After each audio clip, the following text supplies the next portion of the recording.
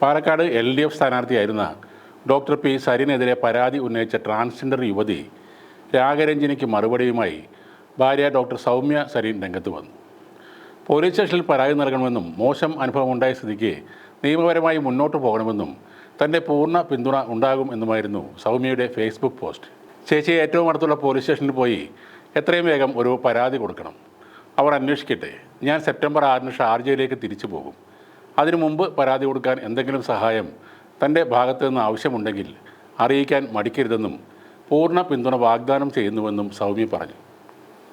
Sarin party മാറിയ സമയത്തെങ്കിലും ഈ കാര്യം തുറന്നു പറയാമായിരുന്നു. ചേച്ചിയുടെ പാർട്ടിയിലെ ഒരു യുവനേതാവ് വളരെ മോശപ്പെട്ടൊരു ലൈംഗിക ആരോപണ കേസിൽ കുടുങ്ങിയപ്പോഴെങ്കിലും സരിൻ്റെ യഥാർത്ഥ മുഖം ചേച്ചിക്ക് തുറന്നു കാണിക്കാമായിരുന്നെന്നും സൗമ്യ പരിഹസിക്കുന്നുണ്ട്. നേരത്തെ തോറ്റ MLA എവിടെ, സമയത്തിന് ഗുളിക വിഴുങ്ങാൻ പറയണേ എന്ന സമൂഹ മാധ്യമത്തിലെ പരിഹാസത്തിനും ഡോക്ടർ സരിൻ്റെ ഭാര്യ സൗമ്യ ശക്തമായ മറുപടി നൽകിയിരുന്നു. പകൽ വെളിച്ചത്തിൽ മാന്യമായിട്ടാണ് തൻ്റെ ഭർത്താവ് തോറ്റത്.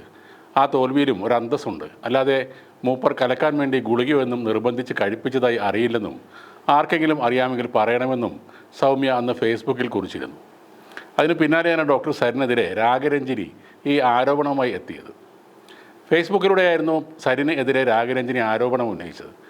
സരിൻ്റെ ഭാഗത്തു നിന്ന് മോശം അനുഭവം ഉണ്ടായെന്നും ആ വ്യക്തിയെ അത്ര ബഹുമാനിക്കുന്നത് കൊണ്ടാണ് താൻ പറയാതിരുന്നതെന്നും രാഗരഞ്ജിനി ഫേസ്ബുക്കിൽ എഴുതിയിരുന്നു.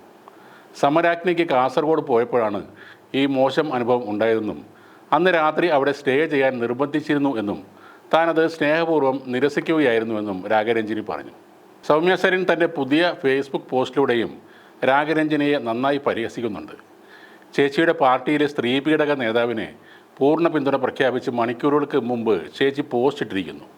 അത് മോശമായി പോയി ചേച്ചി, ഒന്നുമില്ലെങ്കിലും നമ്മളൊക്കെ പെണ്ണുങ്ങളല്ലേ എന്നും സൗമ്യ ചോദിക്കുന്നുണ്ട്. എന്തു തന്നെയായാലും ഞാൻ ചേച്ചിയുടെ കൂടെയുണ്ട്. ഇങ്ങനെയൊരു മോശം അനുഭവമുണ്ടായ സ്ഥിതിക്ക് നമ്മൾ നിയമപരമായി തന്നെ മുന്നോട്ട് പോകണം. എത്രയും വേഗം ഒരു പരാതി സരിനെതിരെ കൊടുക്കണം. എന്താവശ്യമുണ്ടെങ്കിലും അറിയിക്കാൻ മടിക്കരുത്. ഷാർജയിലേക്ക് പോയാലും അവിടെ ഇരുന്നും ഞാൻ എൻ്റെ പൂർണ്ണ പിന്തുണ വാഗ്ദാനം ചെയ്യുന്നു.